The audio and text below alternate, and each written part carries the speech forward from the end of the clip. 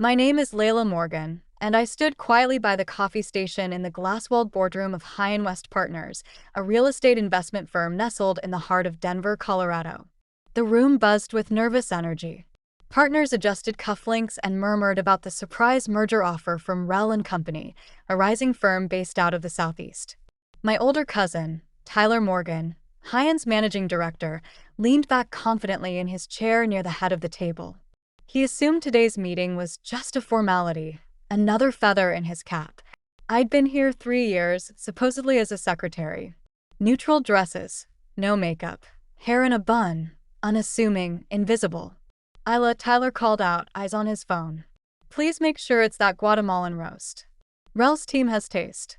No repeats of that warehouse brand stuff you gave the auditors. I nodded and turned back toward the espresso machine.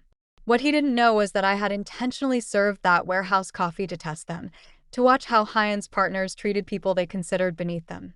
The results were predictable and useful. I brewed a pot of rich, single-origin roast grown on my personal farm in Antigua, the one no one at this table knew I owned. My uncle, founder of Hyan and now semi-retired, took his seat at the head of the table. He gave Tyler an approving smile as he passed, still proud of the nephew who'd supposedly rescued the company after the 2016 crash. Let's begin, he said. Revel doesn't like delays. They won't push back, Tyler replied. We've got all the leverage. I nearly laughed. The projections in his binder were fiction, numbers I had planted because the real data was in the documents in my briefcase. Off, Isla. And don't trip this time, Tyler added, smirking. He still remembered my first day when I deliberately fumbled a tray to see if anyone would even meet my eyes.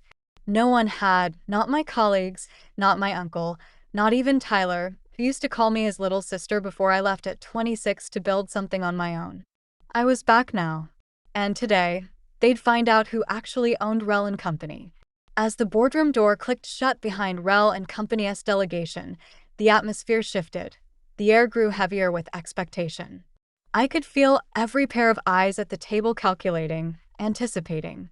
Tyler leaned forward, his pen tapping lightly against the table as he whispered something to our legal advisor. They assumed I was done once the coffee was served. They assumed wrong.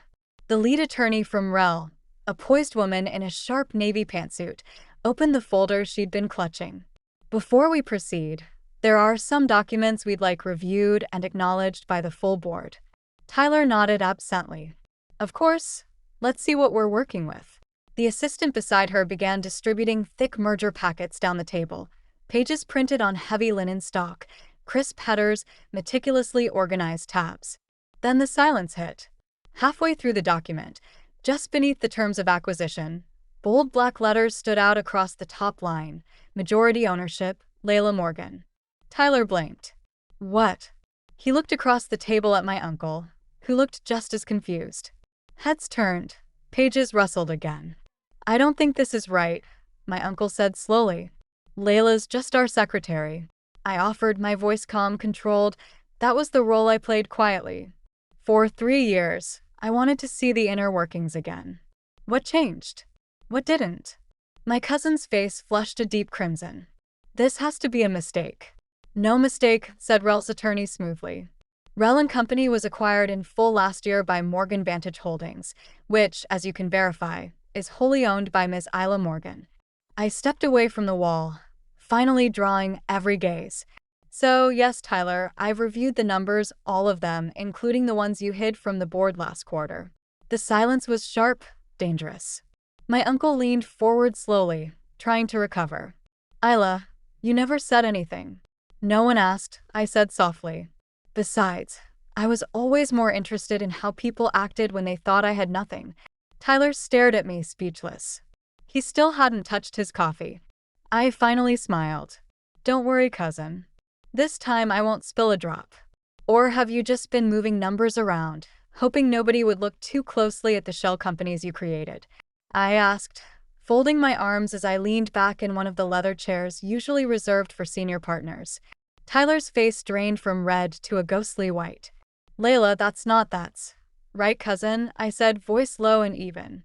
I know about every one of them, the fake LLCs, the offshore holding accounts, the investment vehicles that don't actually exist.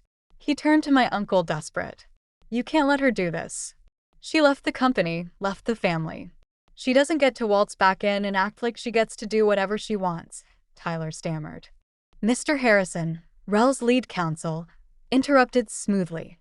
Ms. Morgan, legally acting under Morgan Vantage Holdings, acquired a controlling interest in High & West over the last 12 months through diversified subsidiaries. She now holds 51% of all outstanding voting shares.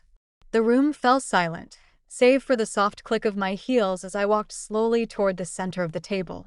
I picked up a coffee cup, my roast from my estate. Much better than the bargain blend you used to mock, isn't it? I said softly, sipping with deliberate calm. Around the table, executives flipped through merger packets. Their hands trembled as they uncovered layer after layer of hidden debt. A few board members pushed back their chairs and stood, phones already pressed to ears. Tyler fumbled with his tablet, frantically swiping through financials. Sweat glistened at his temple. This is impossible. The reports were fiction, I cut in, just like your carefully crafted illusion of success. You manipulated quarterly earnings, buried liabilities, and funneled pension funds through shell companies to cover losses. Did you really think no one would trace the missing $50 million? Our uncle looked at Tyler like he'd never seen him before. You told us those funds were in safe portfolios. They were, Tyler protested, voice cracking. I was protecting the firm's image, preserving investor confidence. By risking your employees' futures, I snapped. You gambled with retirements and buried it under lies. High & West is insolvent, one board member whispered, eyes wide. I didn't have to answer. Harrison distributed a new set of reports. The silence that followed spoke louder than anything I could say. If you're still with me, good, I said, because the real power play is just beginning. Tap subscribe so you don't miss what happens when the board meets again, and I take the final seat at the head of the table. Creative writing, courtesy of my cousin's financial genius, I said, nodding to Harrison. He tapped the screen, and the lights dimmed as a sleek financial presentation lit up the conference room wall. The graphs don't lie. As you can see, I continued, High & West's actual debt is nearly 3 times what's been reported. Those flashy acquisitions Tyler's been boasting about? They were funded entirely through borrowed capital, then buried beneath a maze of fabricated subsidiaries. Tyler shot to his feet. You had no right to access those records. I had every right, I replied calmly. While you were barking at me about coffee and staplers, I was conducting a full forensic audit of this company. Gasps stirred around the room. It's incredible what people will say when they think you're invisible, I added, smiling faintly. You should have known better. Across the table, my uncle looked like he'd aged 10 years in as many minutes. His hand trembled on the surface. But Layla, why? Why go through all this? Remember 7 years ago? I asked, voice steady. When I proposed a restructuring plan, one you both dismissed as naive. I glanced at Tyler. You laughed me out of this room. Said I didn't understand real business. This plan was reckless, he muttered, his voice weakening. Was it? I raised an eyebrow. Because I used that same plan to build Morgan Vantage into a firm 10 times the size of High & West. While you were chasing headlines and burning money, I was building value. Quietly, efficiently. My phone buzzed. I glanced down and smiled. A message from my real executive team. SEC investigators are standing by. Ready when you are. I looked up. Of course, the pension fund is just the beginning. The SEC is particularly interested in those offshore accounts, the falsified shareholder reports, and I turned another page on the screen. The insider trading. Tyler's face turned chalk white. The Davidson merger, I countered. You bought shares 2 days before the announcement through a shell company. Did you really think no one would trace it back to you? Board members leaned away from him, shifting their chairs. Uncle Richard, he stammered. You can't let her. She's not destroying the company, I said firmly. She's saving what's left. Harrison stood. Effective immediately, Mr. Tyler Morgan is removed as CFO pending investigation. You can't fire me, Tyler shouted, standing so abruptly his chair slammed to the floor. I'm a Morgan. This is my company. Not anymore, I said calmly, lifting my coffee once again. Morgan Vantage owns the controlling interest now. And unlike you, Tyler, I know how to run a company without burying it in fraud. For a long moment, no one spoke. Then my uncle, Richard Morgan, the former CEO, finally found his voice. The Morgan name, our reputation, he muttered. It will survive, I assured him gently. Once we clean up Tyler's disaster and implement real corporate governance. I glanced across the table. Though it might help if you officially retired. Maybe stop rubber stamping everything Tyler proposed without reading it. The boardroom was silent except for the quiet rustle of pages, directors flipping through documentation of misappropriated funds, manipulated forecasts, and shell transactions. One more thing, I added, standing and lifting my cup. From now on, everyone drinks the same coffee, premium roast. In my companies, we treat everyone with respect, including the ones serving the coffee. By mid-afternoon, news of the boardroom coup had exploded. High and West stock was suspended from trading. While the markets processed the fallout, financial media swarmed the downtown office tower, shouting questions about the secretary-turned-CEO, who now controlled one of Colorado's oldest private equity firms. I sat in the corner suite, formerly Tyler's, reviewing preliminary audit reports from our forensic team. The damage was even worse than expected. Harrison entered, looking grim. Morgan, he said, placing another thick file on my desk. The SEC is moving forward with criminal charges. They're especially interested in the pension fund. I nodded. Make sure they have everything. My phone buzzed for the 10th time in 5 minutes. Mom, please call us Isla. We didn't know. Uncle David, you always had it in you. Call me anytime. Cousin Brooke, wow, you really showed them. Let's catch up soon. All these people who'd once dismissed me, now eager to realign. I silenced the phone. A quiet knock on the door. My father stepped in, older than I remembered, holding a visitor's badge. They made me get a pass, he said softly. To enter my own company. Not your company anymore, I replied. Truth is, you stopped running it a long time ago. You just handed it over and hoped for the best. He sank into a chair across from me, eyes downcast. I trusted him, Dad said softly, hands folded like a man who had just realized how much he'd overlooked. No, I said, cutting him off. You favored him. His eyes met mine, heavy with guilt. You favored him when he tanked his first 3 ventures, and you bailed him out each time. When he ran the European division into the ground, you promoted him anyway. When he interrupted every female executive mid-sentence and said, "Women don't understand real business," you called it confidence. And you, he asked, almost a whisper, did building all this make you happy? Did it prove us wrong? I looked up from the reports I was reviewing. This was never about proving you wrong, Dad. It was about proving myself right. He looked away. Every time you dismissed my ideas, every time Tyler mocked me for lacking vision, I was building something real, something sustainable, something that didn't rely on spin, shortcuts, or your last name. The press is calling you a corporate raider now, he said, a tired edge in his voice. The press doesn't understand, I replied. I don't raid companies. I rebuild them. I take what's broken, what was wasted, and I turn it into what it should have been all along. A disturbance in the hallway turned both our heads. Through the glass, we saw Tyler being escorted out by security, his sleek box of personal items clutched in his arms, his designer jacket wrinkled, his perfect hair undone.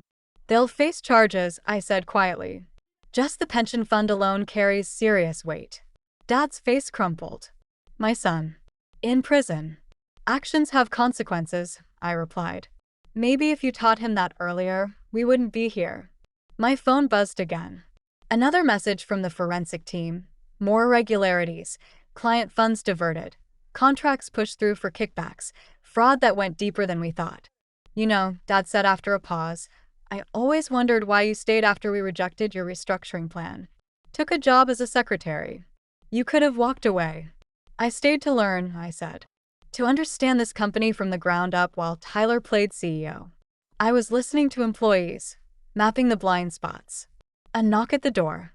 My executive team, top-tier talent from Sterling Enterprises, had arrived. Calm, capable, and ready to begin the transition. It's time, I said, standing. You should go home, Dad. Rest. We'll take it from here. He nodded slowly and rose to his feet, straightening his tie with trembling fingers. "The family dinners," he began. "Will you still come to family dinners?" he asked quietly. "No," I said firmly. "Those ended when you and Tyler laughed me out of the boardroom 7 years ago." I let the words settle, then added more softly, "But maybe, once you've both learned some humility, we can start over as equals this time." The next few weeks reshaped High and West from the inside out. Tyler's inner circle, his yes men and opportunists, were quietly shown the door. In their place, we brought in people who knew what they were doing. The buried debt? We faced it head-on, absorbed through Morgan Vantage's capital reserves. The stolen pension funds were replenished with interest. The headlines buzzed: Secretary to CEO, Layla Morgan's bold takeover. Tyler Morgan indicted for fraud. Sister steps in to save High and West. The corporate world just met its quietest powerhouse. But they still missed the point. This was never about revenge, not even about justice. It was about transformation, of a broken company, of a fractured family, of a flawed business culture. Tyler eventually pleaded guilty to multiple counts of financial misconduct. My father retired for good. The board was rebuilt with independent directors who actually asked questions. I moved my office, left the corner suite behind, turned it into a daycare center for employees' children. It felt like a better investment of space. 6 months later, an envelope arrived. It was an invitation to Dad's retirement party, handwritten inside. "I finally understand what you were trying to tell us all those years ago about building something real, about treating people with respect. I'm sorry we didn't listen then. Will you give us a chance to listen now?" I thought of all those meetings, the laughter, the doubt. Then I remembered my grandfather's words: "Success isn't in what you take, it's in what you build." I never set out to become a headline. I just wanted to be heard. If my story resonated with you, leave a comment below. Tell me what you would have done in my place or what you're building in your own life. We all face moments where we're overlooked or underestimated. Don't shrink. Study, build, and let your work speak for itself. And if you believe in second chances, in quiet strength, in building something real, subscribe to the channel. There's more to come. Because sometimes, the best way to reclaim your voice is to build a table no one can push you away from.